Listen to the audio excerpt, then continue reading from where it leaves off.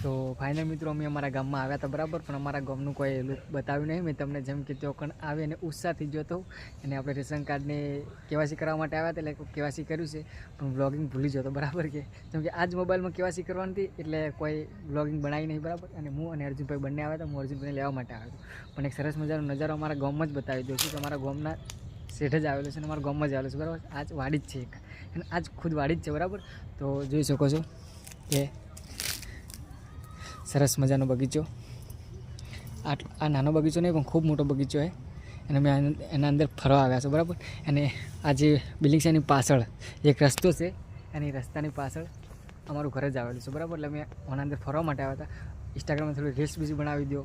જેમ કે અમે તમે બાર ફરવા જતા, જેમ કે અમે જતા આપણે બલારામ ખબર બહારમ ફરવા જતા તેઓ કણે બેસ્ટ પાર્ક હતો, નવો જ પાર્ક હોય કણે છે, અને ઓય હોટલ છે. એટલે હોટલની અંદર પબ્લિક આવે, બેસે, ફરે, એન્જોય કરે. અને આજે અમે પણ એન્જોય કરવા માટે આવ્યા છે.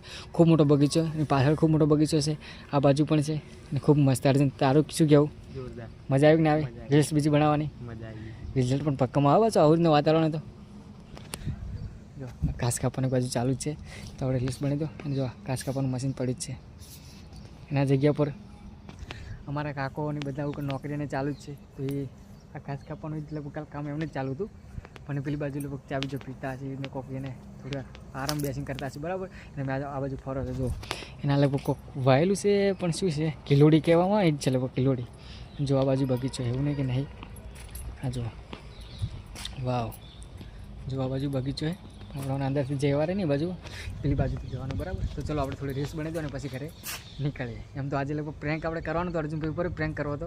ખબર નહીં કે પ્રેન્ક ચીડથી કરવાનું તો અર્જુન એ મારા મનમાં જ છે. મેં તમને કીધું નહીં બરાબર, કે અર્જુન બ્લોગ જોશે ને તો ખબર પડી જાય. તો આપણે જે દિવસે બ્લોગ એ પ્રેન્ક કરશું ને નાનો, એ અલગથી ક્લિપ બનાવી નાખશું બરાબર. તો ચાલો આપણે થોડો વિડીયો બનાવીને પછી ઘરે નીકળીએ. ચાલો ત્યારે.